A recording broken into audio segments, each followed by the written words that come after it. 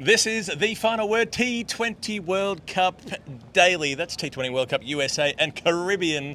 Jeff Lemon and Adam Collins with you in Texas. We're in Texas. Go Longhorns or something. I don't know. It's hot. Go the Cowboys. We're in Cowboy land here. We're in Dallas. We're not far away from where the Cowboys play. Okay. Where they tailgate. Yeah. All the rest. We've both been on long haul flights today. Longhorn flats. Longhorn flats. And somehow you're still wearing black jeans and a flannel shirt. Figure that out. The show's brought to you by Westfield London and Westfield Stratford City.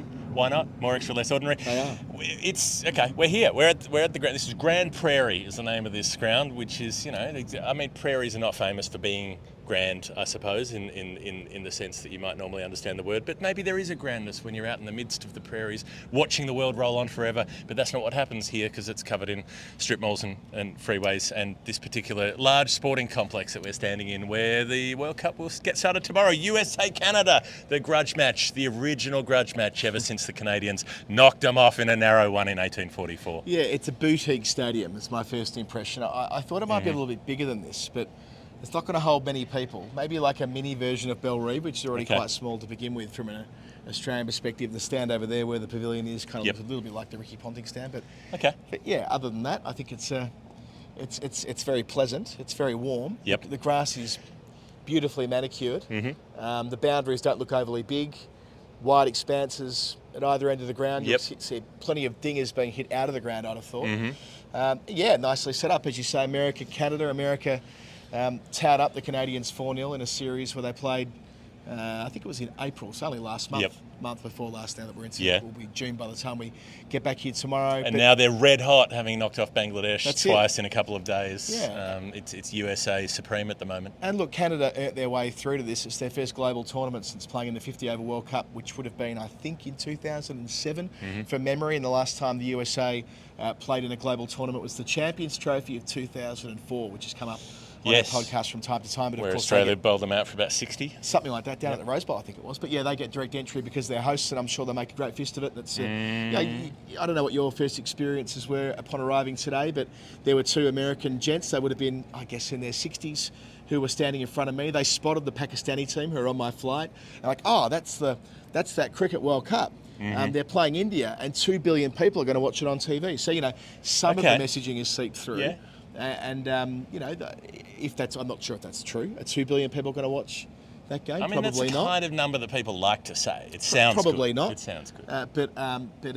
It's possible. It will be a big it's thing. Possible. It'll be the centrepiece of the US leg of the tournament. Yeah, and this is the same group that America and Canada are in Group A, which has also got Ireland floating around as well. The customs woman who checked my passport said, another one for the cricket. So, she knew what was going on. Arby at the desk in the hotel, who says he's a big cricket fan, didn't know there was a World Cup on. So I don't know if the messaging has really drilled through. But that kind of makes sense now. I spoke to him earlier today and said I was here for the World Cup, and he said to me he was a cricket fan as well, but hadn't joined the put dots. 2 and 2 together that we were here in the same city as him. A little feedback for ICC comms. Whatever it is, 2 miles down the road from where we're staying. Yeah, outside of Home Depot. We've gone as USA as you can get. Basically in a suburban mall.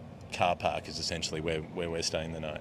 So, look, I mean, but the important thing is it's here, it's starting. I am annoyed that this game isn't in New York purely because the 1844 game was in New York, so there was so much historical symmetry that they could have had if they'd had the USA play Canada there at the St George's grounds. Well, not that St George's ground exists anymore, but that's where they did play last time.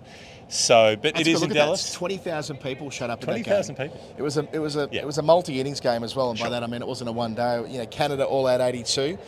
The US all out 64 with David Rinkworth and Fred French taking 4 wickets apiece. The classic Rinkworth and then French. Rinkworth top scored for Canada in the second innings with 14. That was enough to hold off the Yanks. They were all out for 53. They turned them over by 23 runs. So I thought that was a helicopter coming into land, but it's just a guy pushing a trolley. There's a lot going on here. There were drill. They're still building the place. They're still building bits of it. I've got bugs crawling all over my face at the moment, which I never like. We're just coming to terms with people that. do. There probably are some people who like it. There's probably a kink community for it, but most people not in favour of the bug face combination. True. Yeah. It's quite an interesting time to be arriving in the States as well. I went to bed late last night in the UK to the news about the former president being found guilty to 34 charges of misleading, falsifying business records in order in the support of a crime. And the crime of that being the 2016. It's just an interesting time to be in America, right? You know, it's all eyes are on here at the moment for obvious reasons, and I'm not saying that that'll intersect with what we're doing here at all, won't in the slightest, but it just means we'll be slightly more plugged into that than otherwise might have been the case. Yeah, I suppose so. I suppose they're happening in different streams. You know, you're not turning on CNN and there's Ian Bilcliffe giving his 2 cents on the arraignment. You know, the likelihood of other charges coming to trial before the election and that sort of thing. But I'll be disappointed if nobody asks Ian Bilcliffe for his thoughts on how Canada can take down this red-hot USA outfit. Speaking of American presidents, I was on the President George Bush Turnpike or something like that today, or Parkway, or some version of that. And they didn't specify which one it was. No, right? It just said that's right, President George Bush. I love that. So it's like the chapel stand at Adelaide Oval, right? They're like, well, let's get a job lot. We can make sure we'll cover off several of them in one. Then we only need to build. And I went and got a bit of. There was a place that on the Google Maps identified as being the best tacos in America. I'm like, that's a pretty fucking big call. Yeah. Given we're in Texas and all. It was a perfectly fine burrito. Yep. It was a very bog standard takeaway joint. Had a similar vibe to the Breaking Bad. What was the Breaking Bad? Pollos Hermanos, There you go. the Chicken Brothers. It did emphasise how much chicken you could buy from them as well in that place. Not that I ate that. I think the best tacos in America it would be like the best vanilla slice in Australia, sort of thing. Right. You know, the prize every country bakery you stop at, national award-winning, competition, national prize vanilla slice. Everybody's got one. Other cultural bits and pieces. I was in a car on the way to our place from the airport, and the chap was listening to some country and western. It was a song about freedom and the subliminal messages coming through there. Freedom isn't free. There was a lot of that. Folks like you and me. A lot of that going on. Oh, and the Pakistani support staff who were mingling around the baggage carousel with me. Yep. There were these, I guess they would have been about 16-year-old boys, American boys with peroxide blonde hair, and they walked up to the Pakistani uniforms and went, USA, USA. I'm like, oh. Yeah. That's what you want. No comment. Pakistan-USA relations. They've always been smooth.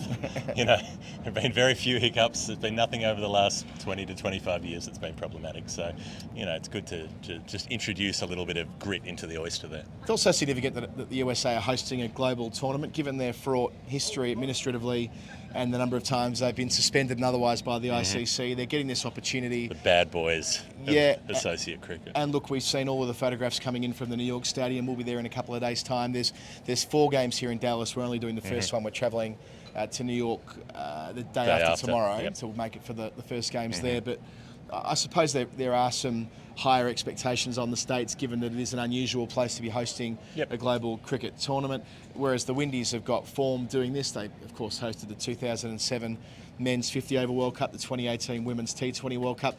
They kind of know what they're doing when it comes to hosting, whereas we don't really know. It's a bit of an unknown factor coming into to this. But I'm sure they'll do a great job, because at the end of the day, what are Americans good at? Putting on big events, right? Yeah, well, and then after that, we'll be bouncing around a bunch of different places. Barbados, Antigua, St. Lucia, others, who knows? St. Vincent.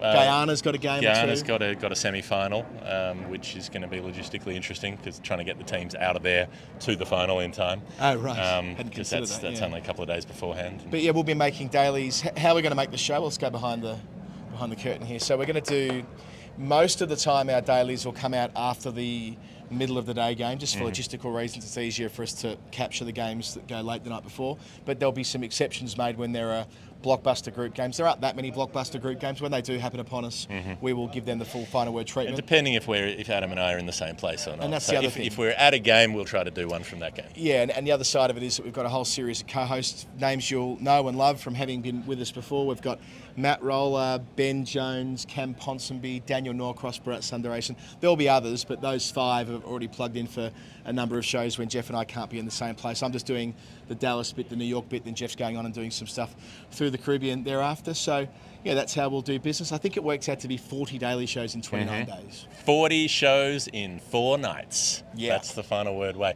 Have you got any Westfield stuff? I do. That's a good point. I should tell you that Westfield are with us throughout, and that's how we're able to do it. That's why we're here. That's why we'll be able to deliver you this many shows from this many places to keep you up to date. Because I think, particularly for an Australian time zone, I suspect a lot of people aren't going to be staying up until 4 o'clock in the morning watching these games, but you'll be able to wake up and have the 15-minute digest for you in the morning. Yeah, and if you're coming home from work, if you're trying to, I think it'll time quite well. I might be wrong here, but I feel like our UK EPS evening will time. drop quite well for UK evening Australia when you're on the way home from work. If you're a little bit soused, you're sitting on the tube. That's you're marinating in your own regrets. Or possibilities. Works for all seasons. Here we go. Westfield, London, Westfield, Stratford City. I've not read this yet, so off the cuff, I'm knackered. If you can't make it to Barbados or one of the myriad IKEA-style assemble-your-own stadia across the USA, then there's no better place to watch the hard-hitting, fast-bowling, stump-shattering action than Westfield, London and Westfield, Stratford City. That's true.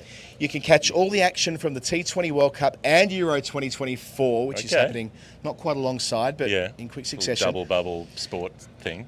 On all the screens at Westfield Sports Bar Sixers, Bat and Ball, and the Heineken Sports Bar at Gravity Max, which I've now been to, where we had the go-karting just last week. Feels like a long time ago with everything that's happened in between. Which means you can have one eye on Jofra Archer sending thunderbolts past the cavalcade of batters, while also watching the same thing happen to Jordan Pickford.